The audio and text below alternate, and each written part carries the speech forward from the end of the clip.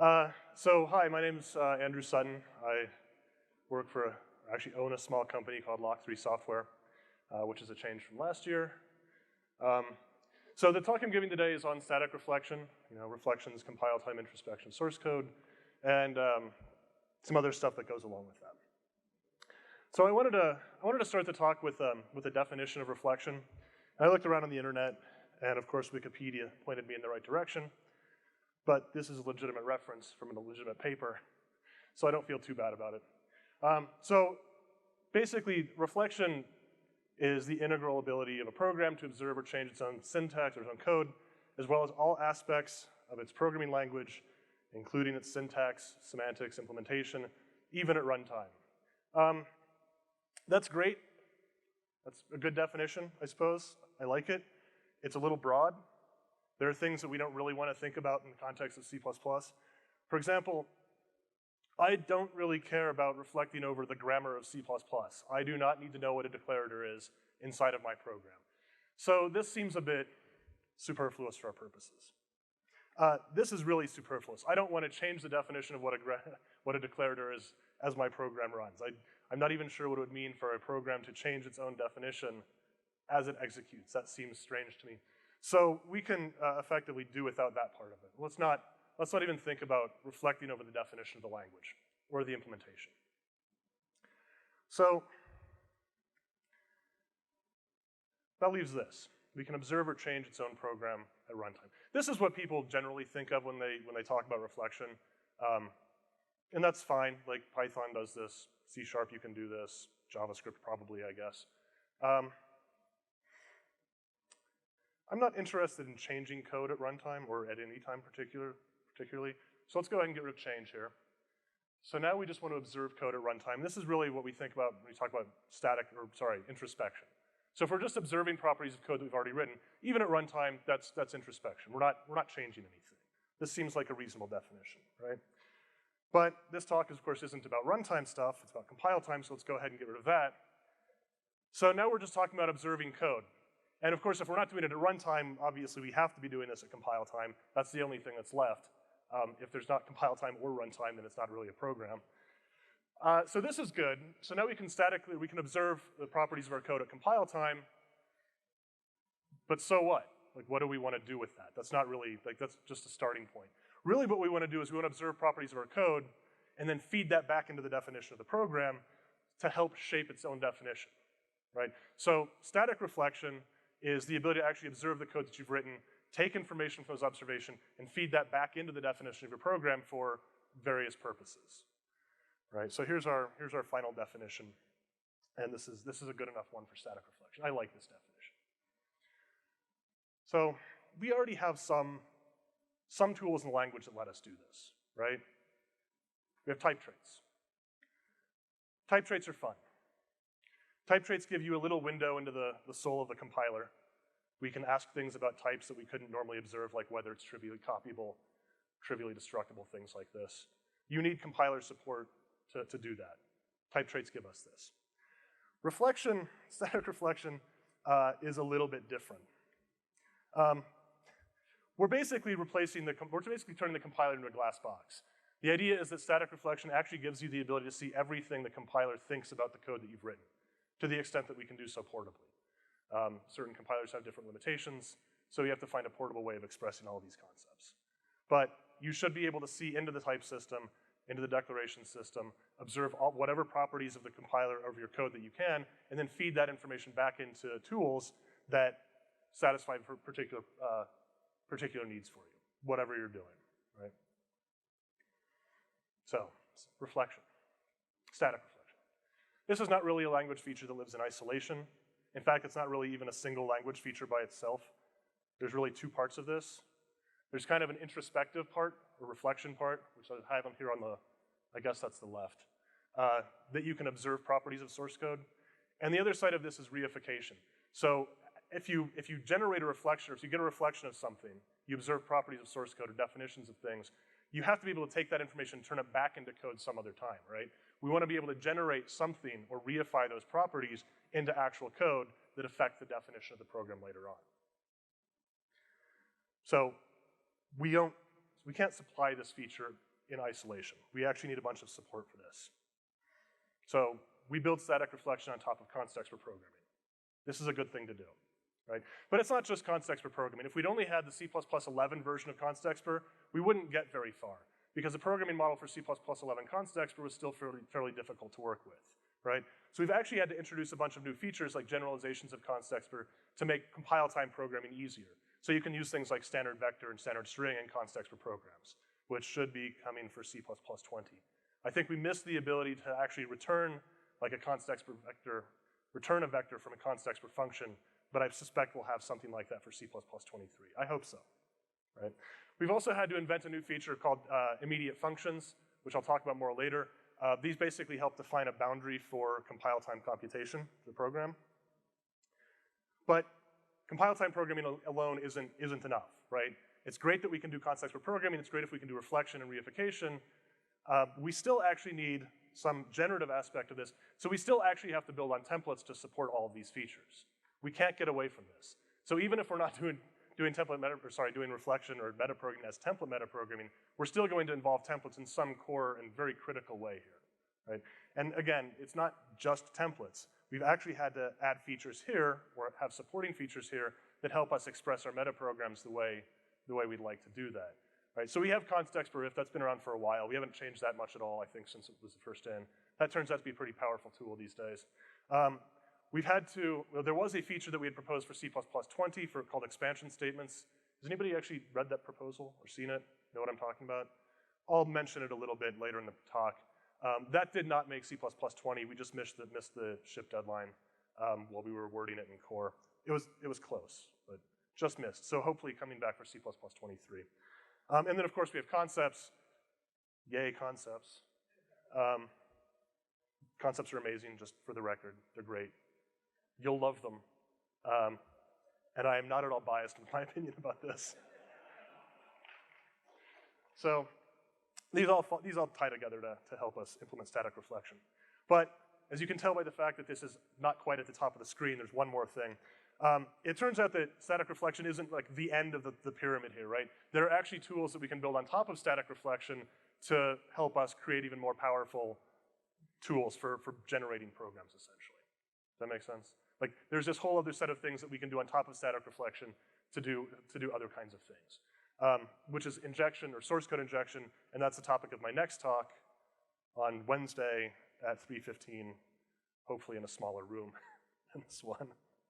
Okay, so there's a lot of work that has gone into static reflection, right? So I had one of the guys at my work, Wyatt, who's actually working on the implementation of this, to compile a list of papers that have fed into everything that is static reflection.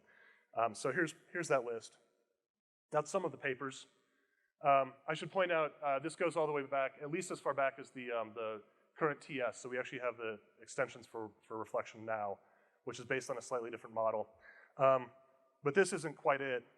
We also have these papers.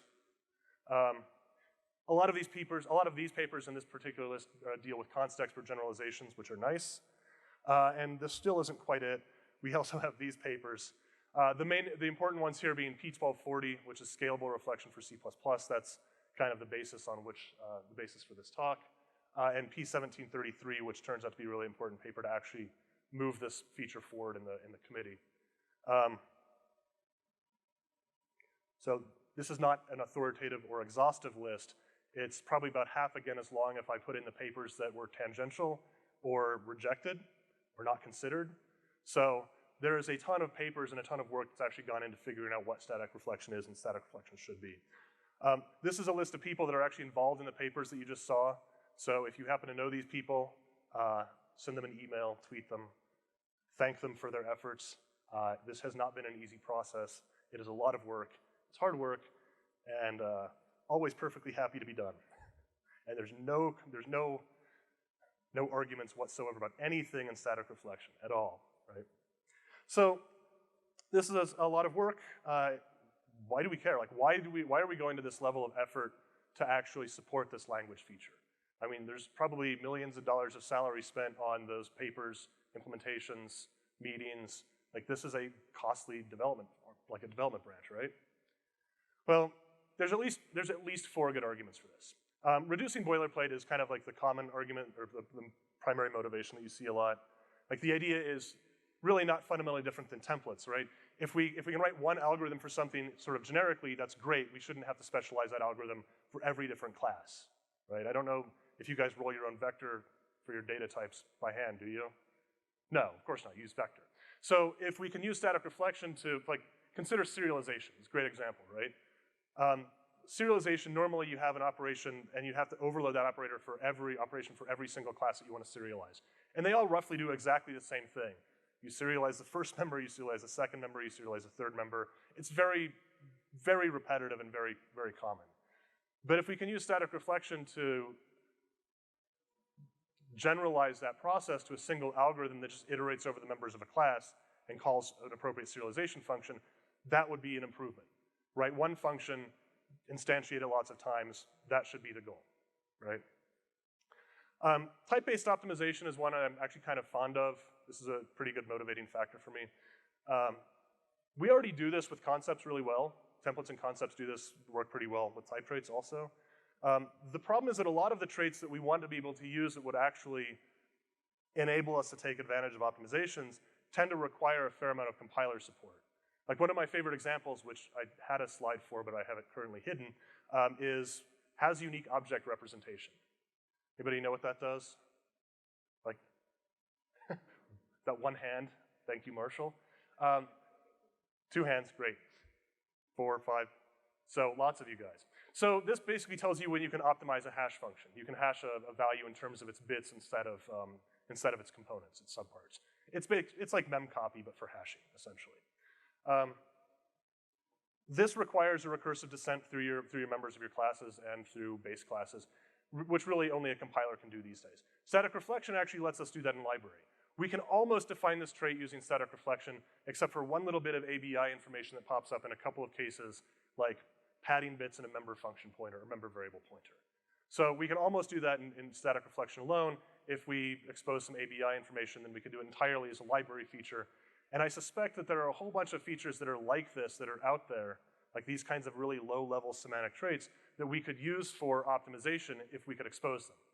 And this should let us do that as a library instead of requiring the compiler to go implement this feature and then expose it through some kind of an intrinsic. New forms of composition is kind of a big win. This doesn't really have much to do with static reflection. I don't think I'm going to show you guys anything like jaw-dropping or eye-popping for this talk with respect to that. That's more to do with source code injection. The stuff we can do there gives you some really interesting ways of building new data structures. It's kind of fun. So hopefully I can find good examples for those before Wednesday. And then of course, if we're going to talk about static reflection, we probably want to talk about dynamic reflection, dynamic and runtime introspection, because if you can't implement runtime introspection or runtime reflection on top of static reflection, I feel like we've missed an opportunity at designing this feature well. So we can actually take back like all this RTTI stuff that nobody likes to use. We can actually build an opt-in version of that based on the backbone of static reflection, and then just kind of use that whenever you need to, right? So like get rid of all the limitations of type ID, the fact that you have to generate these type information objects for every polymorphic class, and move to a system where you only generate type information when you actually go to reflect information about that type. We can build that on the back of static reflection. So I think those are some like my favorite motivating features for this motivating reasons for this feature. I'm sure there are a bunch more, I just haven't thought of them yet. All right, so the rest of this talk is basically examples, like 3 examples really. So this is either gonna be like a 20-minute talk or 90 minutes, we'll see how it goes. I haven't paced it out very well. All right, so just some information about these examples. These are based on our implementation of these features in Clang, which you can actually get here on GitLab, log3/Clang. You'll have to build it from source.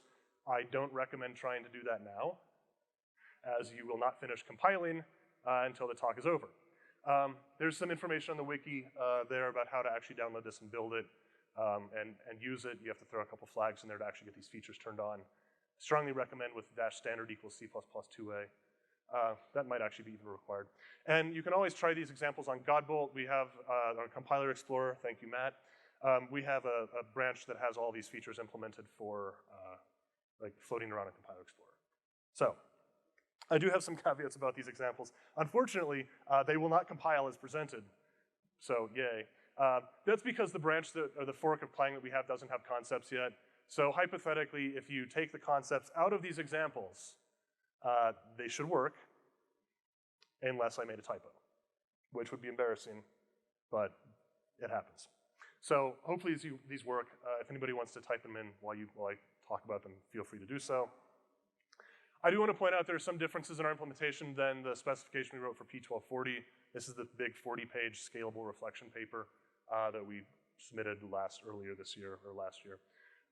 We spell some of our operators a little bit differently. Some of the library function names have changed.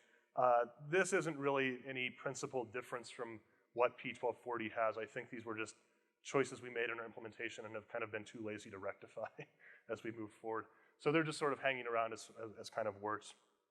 Okay, so on with the first example, which I will admit is somewhat of a trite example, but I guarantee that somebody in this audience has wanted to do this at some point in their lives. Has anybody not wanted to do this? All right, then I assume everybody has wanted to do this. And if you haven't, you will, and you'll like this. So, stringifying enumerators, fantastic example. As an example, it is not the most powerful tool that you can build with these things. So I'm going to show you the full implementation of the algorithm, the two-string implementation, and then I'm going to walk through it. And I'm going to talk about each feature that this algorithm uses in turn, and then give some context and background about each of these features. Because there's a bunch of new stuff here. Here's the whole algorithm. This is the entire thing. And it's in a smaller font than I would have liked, so I'm going to break it down into more lines. That's the longer version of it, but it's exactly the same thing. Right? And just to show to you guys how much new stuff there are about 5 lines of code in this original version here, right? Except for the closing brace, 6 lines of code, sorry. And if you can see the blue, those are all the new features that we're introducing for static reflection. That's like every other line, or almost every line of code has something new that I get to talk about. This is fantastic. All right, so let's start with this one. Enumeral, that's a concept. Anybody here got a SARS talk today on concepts? All right, and then some of you guys know what this looks like. Anybody here seen my previous talks on concepts? Or anybody's previous talks? Okay. Then you guys know what a concept looks like. The reason that we actually want a concept here is that this version of toString is not a universally defined template. It does not work for classes, it doesn't work for int, it doesn't work for floats, it only works for enums. If we tried to instantiate this, if we didn't have a concept constraining this, we tried to instantiate it for something else, bad things would happen. You wouldn't compile. That's the worst that would happen, hopefully. So, simple definition of that concept, I'm going to spell it this way. It just backends to a type trait. We don't, unfortunately, have this concept in C++20. I think it could be there. I like the name. It's kind of nice. I stole that from Clang. At least I don't know where Clang got it from. But there's been no use for it. We might have a use in the future. That's the end of this story. All right, so back to stringification. So this is the main meat of this talk, this one operator right here. Well, half the meat of this talk, reflexper. So what is this guy? That's a reflection operator. That is the reflection operator. The reflection operator takes syntax. It takes a term in the language, so like an expression, type ID, template name, namespace name, technically colon, also. It takes syntax, and it generates a reflection, a value, right? So if you write reflexper of int, you get a value that reflects that type. It's type reflection. If you write reflexper of 0, you get an reflection of an integer. Sorry, reflection of an expression. You can ask properties about that expression. You can also ask properties about the type, right? Like, is it int, which seems kind of obvious. You can ask what its size is, which you can do a size of. You can ask, I don't know. There's really not much you can ask about int, whether it's signed. Those are all the usual things. With expressions, you can ask if it's an L value and R value, a PR value. You can ask its category. You can ask for its value. In fact, it looks like we may have accidentally built an operator in here that actually lets you evaluate arbitrary expressions as constant expressions on the fly, now that I think about it. If you write reflexper of main, you get a reflection of a function declaration, so you might be able to ask what its parameters are. I believe that we actually support that in the TS, in the working reflection TS, maybe. You can ask if it has external linkage. You can ask what its return type is. You can ask what its type is. You can ask if it's no accept. You have the declaration of the function. You can ask whatever you think to ask about it, if it's constexpr or inline. If you write reflexpr of standard, I don't know if we actually support this in P1240 or the TS. Our implementation allows you to reflect over namespaces. Now, what you can ask about a namespace, I don't really know. Is it inline? Is it named? Is it global? I don't know what it means to iterate over the members of the namespace because they can be split up. But our implementation has answers for those, so we allowed you to do it, just to be complete. Right? Okay. So the value returned by the reflection thing is something we call meta-info. Sort of. This is the way that we catch, the way that we refer to that value. Now, meta-info is not actually a particularly complicated thing. But it's kind of an interesting thing. This is the way we define that class, or that type. So it's kind of defined like null pointer, right? So null pointer T is just decal type null pointer. So we define info to be the reflection of void. Is that right? That might not be right. That's wrong. It's the decal type of that. Sorry. I can fix it. I have time. Okay, so the type of info is just the decal type of that thing. Meta-info is actually, it's a scalar value. It's an implementation-defined scalar value. So it's kind of like an int. But it doesn't really have, it's kind of a weird scalar value because it doesn't really have a bit representation like you would think of as ints. Because it's only a compile time value. But internally, what it is just a handle to an internal compiler data structure. It's basically a pointer to an abstract syntax tree node, an AST node. We just kind of launder this through the compile time evaluation system so that whenever we build one, we're just taking a pointer and turning it into fake bits, abstract bits. And whenever we use one, we just unpack those bits into the AST pointer to issue queries. It's actually a really simple implementation of this thing. Modulo, a lot of details and a lot of hard work. But the important thing is to remember that it is a handle to an internal data structure of the compiler, which has some interesting properties. Namely, that thing better not leak to runtime. It is only meaningful at compile time. I am a strong proponent of the fact that your compiler's data structure's objects' lifetimes end when your compiler stops running, which is usually well before you run the actual program, right? So if you have a handle to a data structure in your compiler in a program that you're running after your compiler has stopped, I predict there will be problems. So we have this rule, today we have this rule that these meta-info objects can only traffic at compile time. They must be compile time values. They can't leak to runtime at all. Interestingly, we've talked about relaxing that discussion a little bit in some private emails. I have no idea how that's gonna work. We'll see, if that will work. Okay, so this one operator and the thing that it returns has a fairly long and interesting history. So we get to talk about that. I'm deviating from the example a little bit. So in the beginning, when I say the beginning, I mean like the reflection TS, the earliest papers on static reflection. reflexpr was actually a type specifier. You used it and what you got back was a type. Right? So there are some pros and cons to this. There are some really nice pros and there's some really bad cons. So the pro is that a type is already a compile time value. We don't have to worry about leaking those to runtime. It doesn't happen. Types don't exist at runtime. Great. One of the other benefits of this is that it is the smallest possible extension to C++ to get static reflection. I feel like I have to reiterate that because small extensions to C++ are easier to get through the committee. Big extensions to C++, like static reflection and concepts, are not easy to get through the committee and are a multi-year effort, right? So reflexpr returning a type was a very small, focused extension. All compile time, worked really nicely. There are two big downsides to this, right? One is that because your value is a type, you are locked into the world of template metaprogramming. Everything is angle brackets and colons. That's your programming model. Any computation you want to do on types, it's got to be angle brackets and colons. Everything is nested, everything is a template instantiation. And because everything is a template instantiation, if you do this a lot, you blow up your compiler's working set. Instantiations are not ephemeral values. They're types. They stick around forever. Once you instantiate a class in your compiler, that memory is always there. You cannot get rid of types, period. So every value that you compute in a metaprogram through a template metaprogram stays in your compiler's memory until your compiler ends, right? That's why compilers struggle with really heavy template instantiation, like programs that have a lot of template instantiations. They run out of memory. They start thrashing, or they just crash. Or you hit the implementation limit for recursive template instantiations, which is 1,000? Something like that, okay?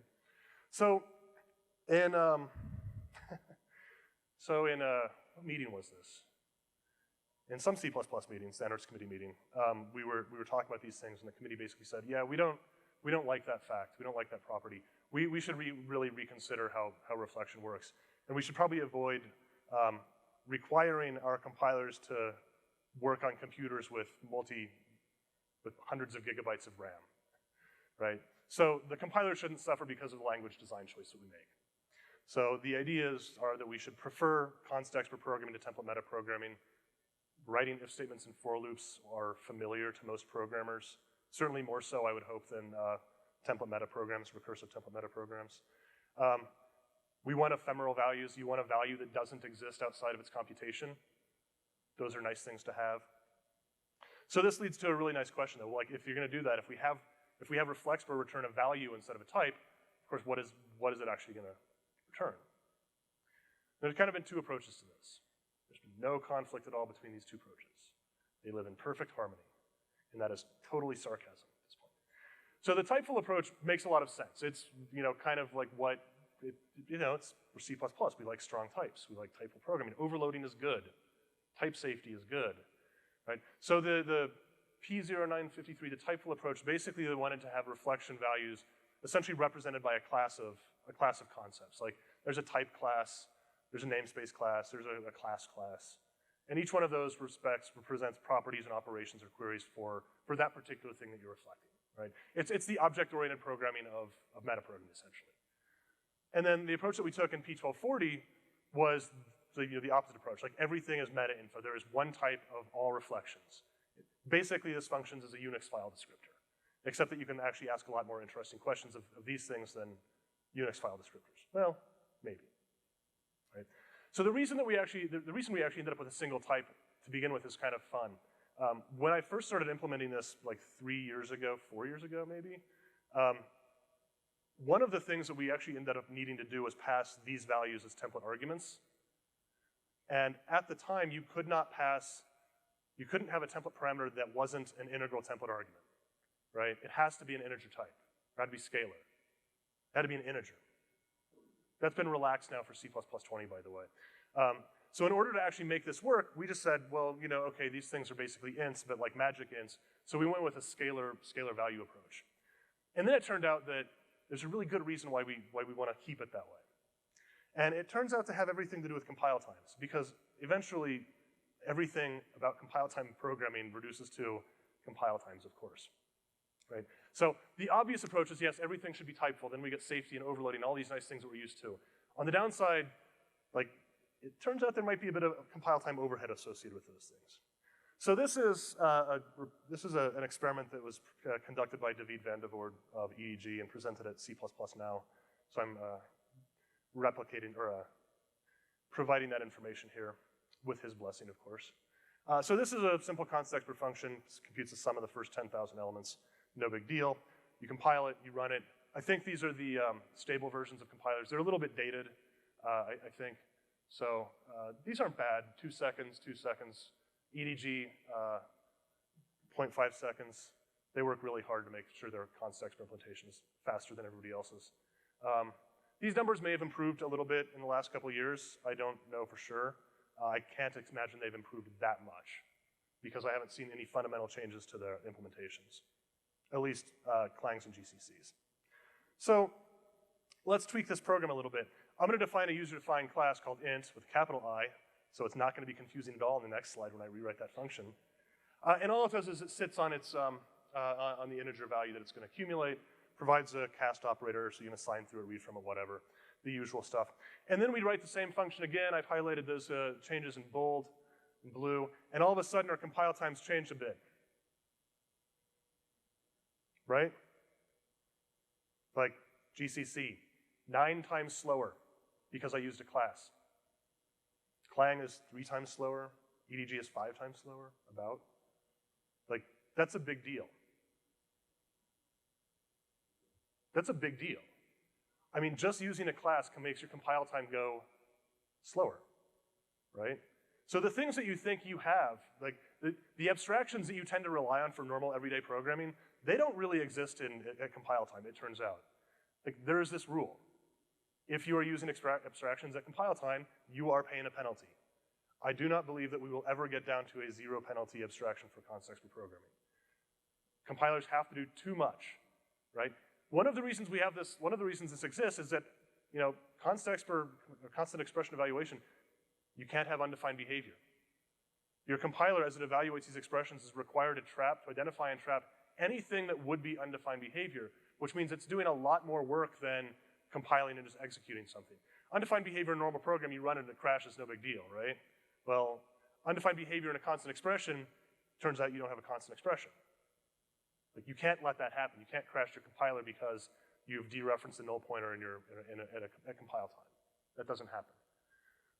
So even like little things like having a this pointer, you have to follow an indirection. If you have base classes, all those little base class conversions that accumulate through your this pointer, they add overhead.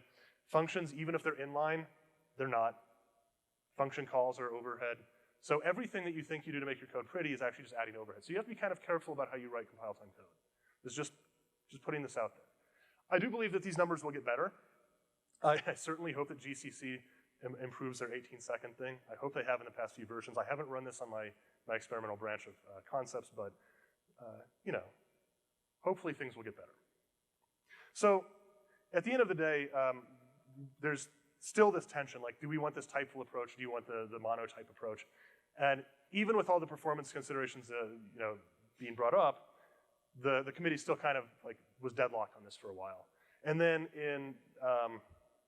in Cologne in June, David and David Sankel, David Van de Voort and David Sankel, brought a paper, P1733, to try to give us the best of both worlds. So it looks like we're probably going to stay with the monotype solution because we don't want to force people to have slower compile times. But we're going to go ahead and kind of extend some mechanisms of concepts and overload resolution and let the compiler overload based on the values, like the compile time values of reflection values. So it's almost like runtime overload resolution, but it only ever happens during constexpr evaluation. It's a really interesting paper. That's all I'm going to say about it. Maybe I'll come back next year and give a more detailed talk about how it works. But it looks like this is going to be the way forward, so we actually do kind of get the best of both worlds. So as efficient as possible, plus we'll still have the ability to overload on types and do the usual things that we like in our C++ programs. Right. So back to stringification. So I've gone one line into the function. It's great. Only 5 left. All right, so we've gotten a reflection of our type. So now we're just going to get a list of members. So we call this members of function, store that into a meta variable or a constexpr variable. Ignore that I said meta variable, that's not a thing. This is the declaration of members of, sort of. It takes a reflection of a declaration. It also takes an optional list of predicates so you can filter things like, so if you want only the public members of a class, you can write members of some reflection of a class, comma, is public. And that will give you back a filtered range of iterators over those things. It returns something that can be iterated over. I think P1240 says this is a vector. Maybe it says it's a span. I forget where we were on that. The implementation we have actually just returns an iterator range, a pair of iterators into the AST. It's a lovely little function. The thing that I, of course, have to point out is it has that funny little const eval keyword. Anybody seen this for C++20 yet? All right. Oh, good. So that's an immediate function. The const eval specifier says that it's immediate. An immediate function is evaluated as a constant expression where it appears in the program, which is really important for reflection libraries, like really important for reflection libraries, I think. This feature came entirely out of our need to support this for the reflection library. The reason that we want this is that it actually helps build this wall, or it helps divide runtime code from compile time code. I'll show you an example. Not stringification, a different example, smaller example. So, simple example. I want to see if some reflection of a variable x has static storage. Great, so I'll call meta has static storage, see out the value of that thing. Without immediate functions, has static storage is potentially evaluated, it's not constant evaluated. We immediately leak the operand, the reflectper operand to runtime code. This is not a good thing, right? But I like the way this looks. This captures the intent of what I want to say.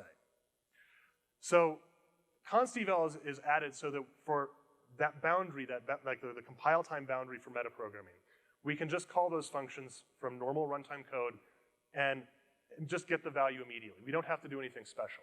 We could actually just rewrite this by declaring a constexpr variable, initialize that with the result of the thing, and then use that variable. That's 100% equivalent. There are a couple of other ways that we can go about doing this too, but this is the most direct way to express that. And I actually like this version of that better. And I know that from experience, like working on some library stuff with Reflection, like 25% of all the code that I write requires this particular feature. I actually want that there, otherwise I have to introduce a bunch of constexpr variables all over the place, which I'm not particularly happy to do. Okay, so back to stringification. So this is another new feature. This is an expansion statement with a constexpr loop variable. Expansion statements are great. I like this feature a lot. It works more or less like a range-based for loop, except instead of iterating, like jumping back to the top of the loop, we take the body of the loop and we just stamp it out for every element of the range. So we're just instantiating whatever the body of that loop is, in this case an if statement, for every element of the members thing. And because the loop variable is constexpr, that means that every member, every value of that member thing turns out to be a constant expression within that loop body, which turns out to be extremely important. So just a little deeper dive on this, so we could do something like this, just see out all the values in a range. We'll have kind of the same thing, right? So for every value of the range, we'll stamp out, like 0, 1, or see out the first element, see out the second element, see out the third, right? In fact, we actually get something just like this. That's actually exactly how it expands in this case, or very close to it. That's what expansion statements are designed to do.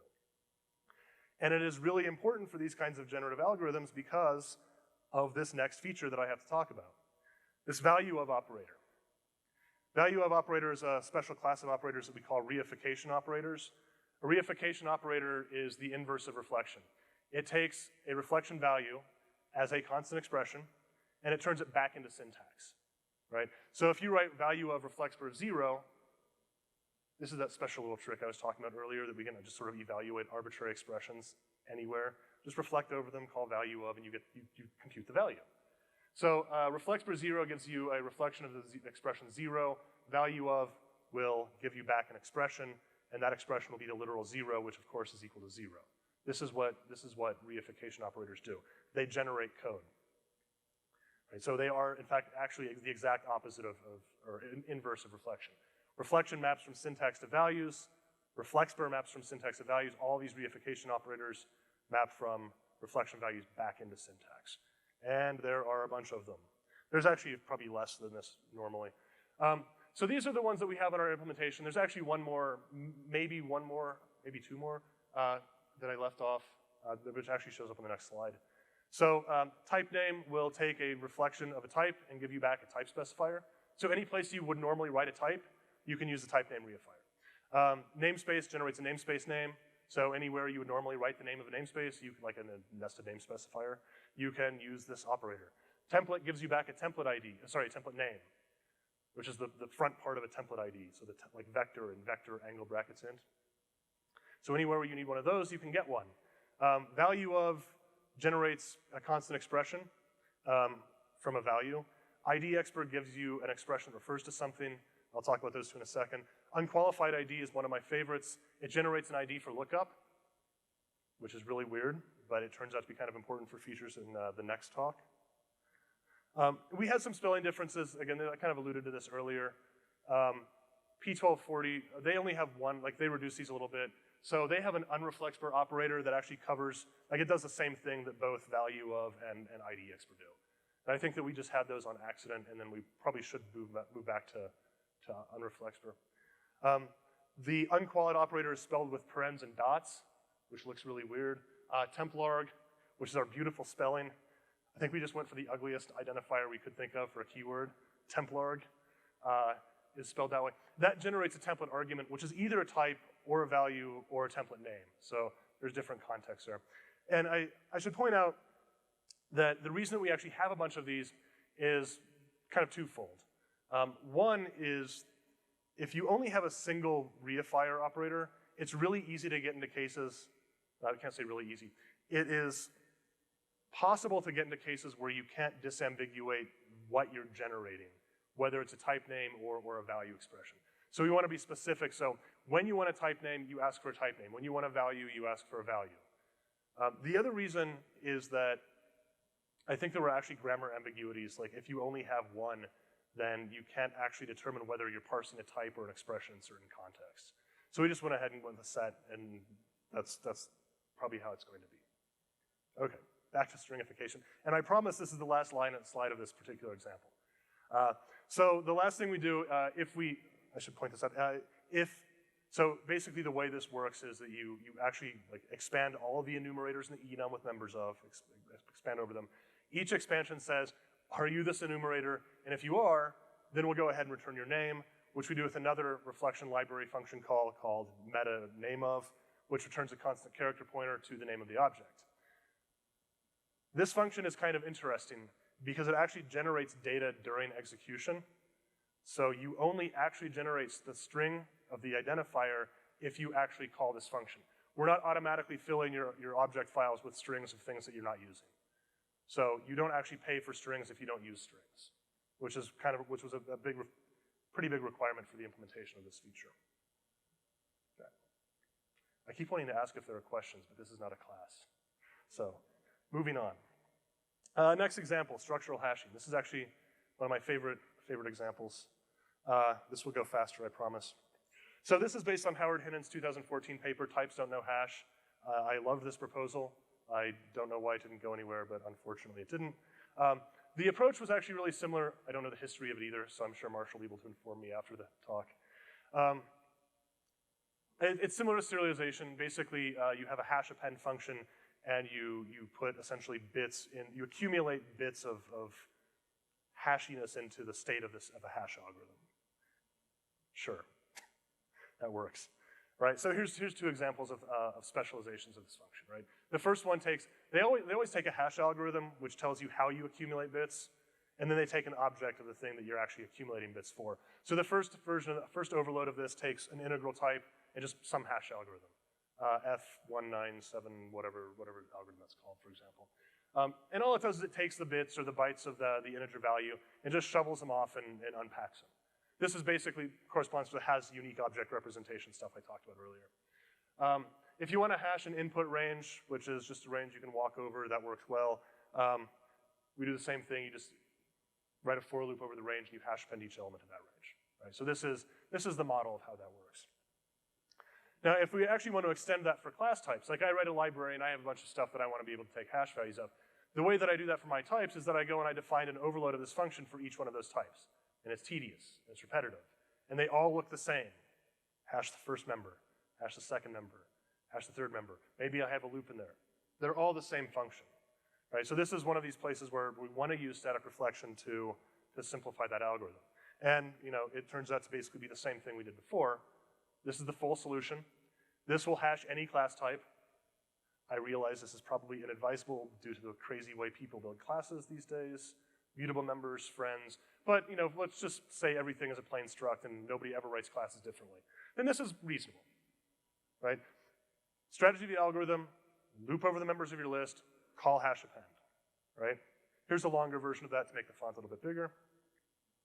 So grab the reflection, and then we're just gonna write an expansion over the members of the class. Like before with the stringification example, we were expanding over enumerators because this is a class. See the class type concept at the top. Because this is a class, we're going to expand over members. So we expand over those guys. If the member is a so if constexpr is a great tool for this. If it's a non-static data member, we're gonna execute the body. If it's not a non-static data member, like you can't hash a constructor. You don't really want to hash a member function, so let's not do that. So if it's any member that's not a non-static data member, we just ignore. Static data members ignored. Static member functions ignored. It's great. Right? By the way, I could have gotten rid of the if constexpr line by using is non-static data member as a predicate on members of, but that just made the line really long, and so I did this for you guys. Really, is what I'm saying. All right. So inside the body of our if constexpr, basically we're going to grab the value of the member, and again, remember the m has to be a constant expression, and it is. because of that constexpr keyword in the expansion statement. So the value of a member variable is actually a member pointer, which is a constant expression, which I might needed to have made that. No, that's fine. Turns out to be a member pointer. And so then we can just apply the member pointer. Oh no, that should say dot star. It should say object dot star pointer instead of object dot pointer. Transcription errors. But then you apply the dot star operator, which is spelled dot here.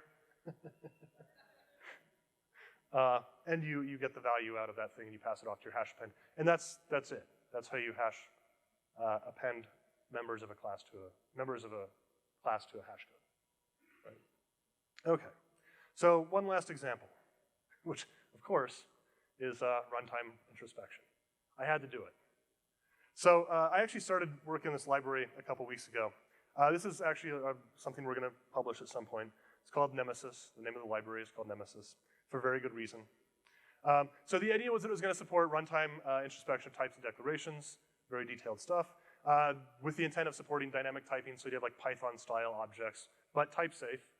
Dynamic method invocation, so you can throw whatever arguments into a function you want and invoke it if it's correct.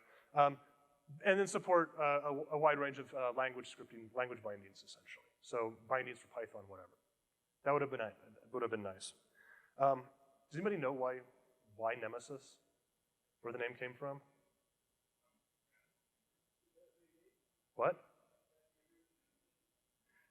Maybe. So it turns out that Nemesis was the Greek goddess that led Narcissus to the reflecting pool. Ha ha ha. One of my employees got very clever. I thank Jeff Chapman for this. He'll like the call out. So Nemesis is the goddess that does.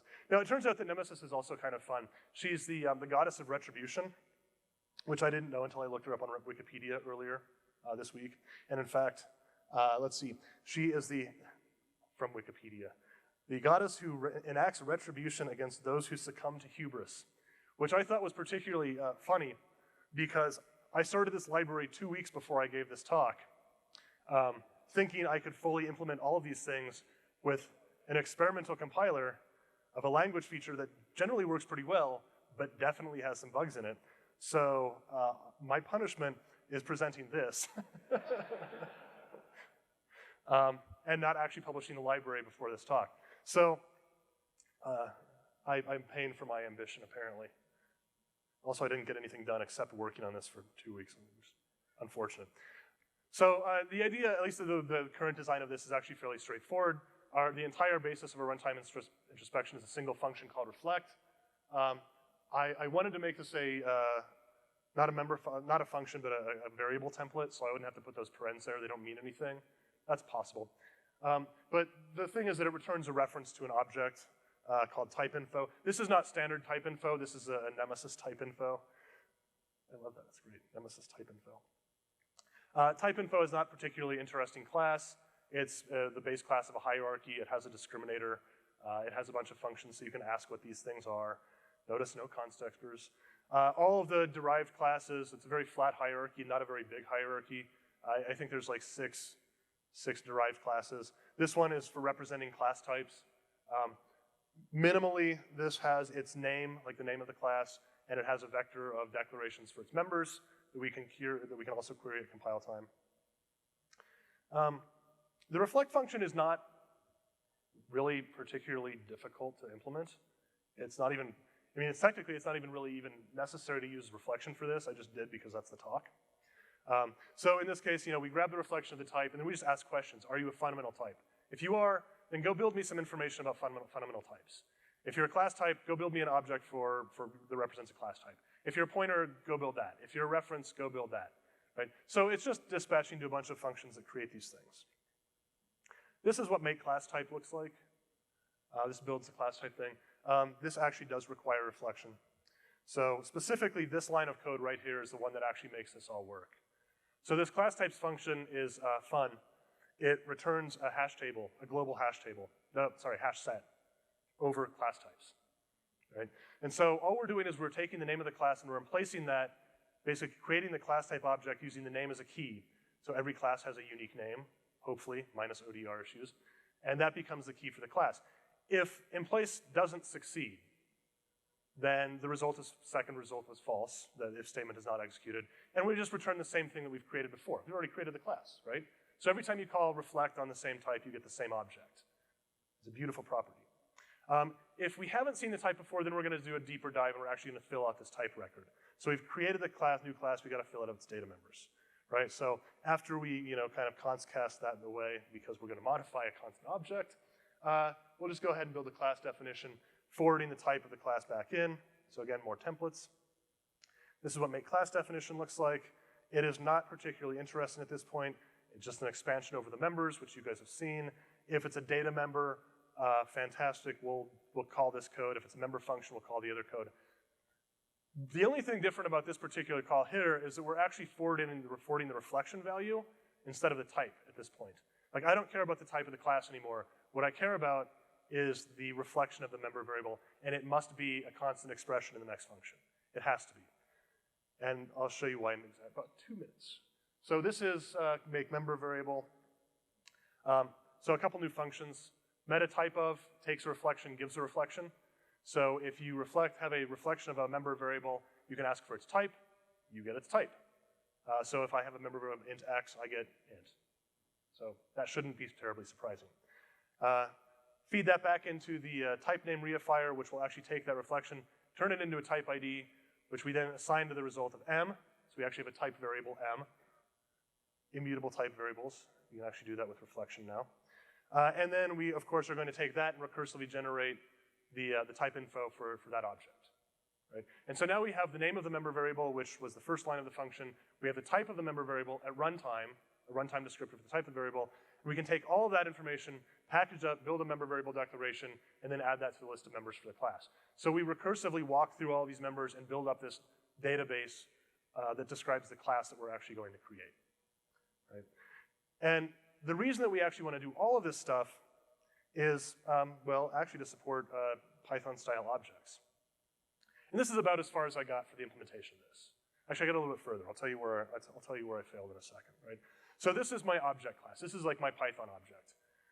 In fact, it's pretty obvious. This is why I like that it's an object, because we all know that an object has a type, which is right here. That's its runtime type information. And it holds a value. Oops, that's too far. And it holds a value. And I'm kind of cheating using standard any as my value. I know any kind of has a type ID value in there. So really, I should replace that with my own version of any. But again, 2 weeks. I can't work miracles. Right. The other parts of these, here's our dictionary operator. So if I want a member for the class, I can pass it, give the name of a member. It'll do lookup, and it'll actually give you an object back with the value that you've looked up. Or currently it throws an exception. I know some people in this crowd don't like exceptions. I haven't finalized my design decision on this yet. But currently this will throw an exception, which is happy with Python bindings. This is the dynamic method invocation. By the way, that actually I got working, which is kind of cool. Although I'm not looking things up in base classes yet. But it does do a search for members, and it's kind of fun. This I did not get working, because this is really tricky, it turns out. So this would be dynamic method invocation. I can actually take an object that sits on a function of pointer, and then try to call that with a set of arguments that you provide. And as we do this, we're actually going to go through and check the type of each object against the type that we provided, or type of each parameter against the type that we provided, and look for type mismatches. So we can identify misuses of types, misuses of arguments, valid conversions, things like this. We can actually build all of that stuff into this system. Haven't done it, but I think we could. Hubris. Okay. Just a few observations about all of this stuff. So all of these examples have have a common theme. There's a common pattern to all of these. We have runtime code that's calling into templates to do something. All of those templates are calling into reflexpr or reflection library code that's using const eval for something else. So we can actually lay this out a little bit horizontally to make it visual. So here's our runtime code, right? We instantiate templates to generate code. Like this is generic programming today, right? Runtime code, and you use templates, generate code, you're done, right? All of our reflection stuff, these templates use reflexpr, and they call into this const eval boundary, which is just compile time evaluation. So you're inside of a template, you reflect on some things, you shovel information off to constexpr, or the const eval land, your reflection library. That stuff computes information, lists of things, properties, whatever, gives you values back, and those values that you get back feed back into the templates. They feed into if constexpr, they feed into expansion statements. They help you generate the code that your runtime system is going to get. All of these examples work exactly the same way. The primary interface is always a template. The template always uses ReflexPr in the meta library, and all that stuff feeds right back through into the code that you generate for runtime, for your runtime code. Basically shaping the definition of the program, which is where we started from. So, final thoughts. This worked out really well because I have a minute and a half left. Fantastic. So, static reflection, I think, is going to be an insanely powerful tool for programmers. You know, your compiler is now a glass box. You have access to everything it sees, almost everything it sees, right? I think it's going to be really easy to abuse this feature. I strongly suspect that somebody at some point in the near future will give a talk cutely called Reflect All the Things, because there was a context for all the things not so long ago. Good talk, though. Don't do this. I don't think it's responsible. I think it's a bad idea. Like, this is kind of the pattern for C++, right? Like, we get a shiny new feature, we go crazy, we use it for everything, and then realize 10 years later, like, maybe we shouldn't have done this. Template metaprogramming is kind of the poster child for this. Object-oriented programming is the same thing, right? We went crazy in the 90s with object-oriented programming, and then in like 2000s, late 90s, we're like, you know, this might not have been the best idea. Let's back up and think about how to use these features correctly. And I think with static reflection, because there's a lot of compile time programming, there is a chance to do bad things to compile times. If you're not careful and implementations don't improve their compile times, you can make situations much worse for your own libraries, for your own code. So you have to use this with some care, right? It's probably a very sharp knife for compile times. So think about it before you start deploying it in every possible situation. That's all I would ask. Now, that being said, I think the benefits of this feature totally outweigh the costs of potentially using it. I think it's a good feature. I think it's beneficial. I think it solves a lot of programs, or a lot of problems that we have today, writing a lot of duplicate or seemingly repetitive code. So that's static reflection. So thank you guys for your time. And if you have any questions, yes.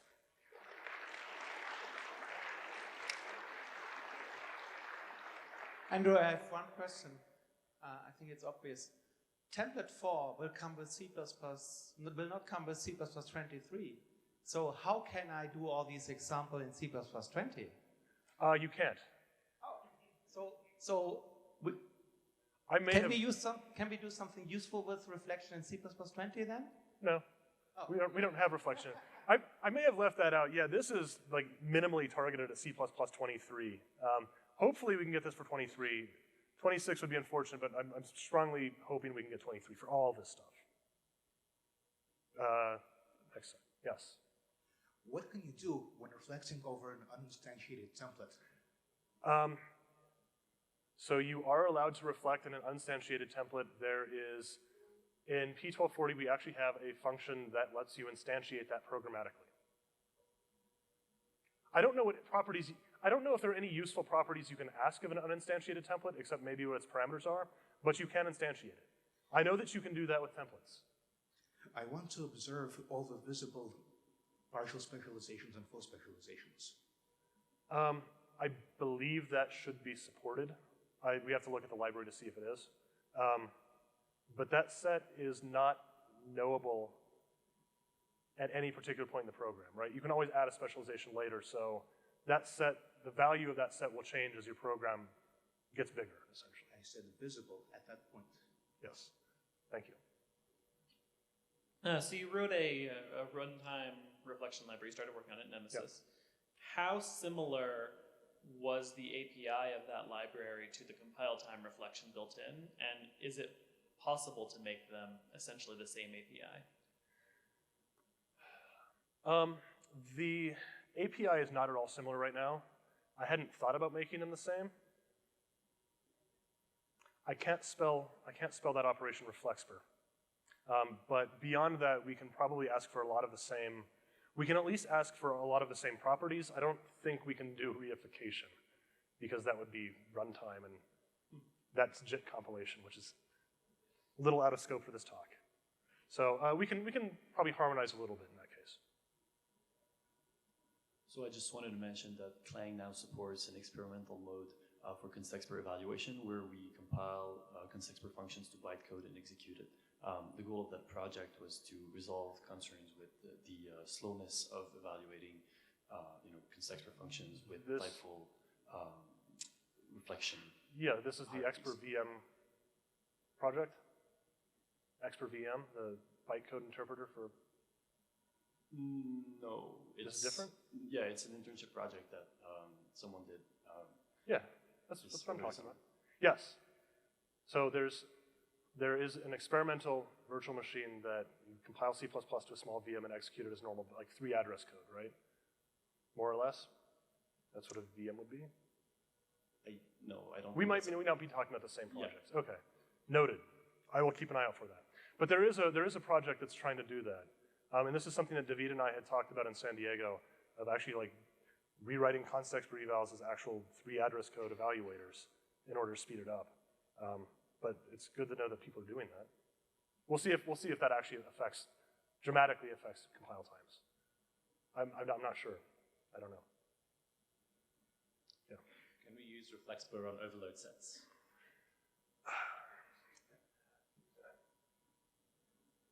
In the reflection TS, you cannot reflect on an overload set. That's unfortunate. I wish you could.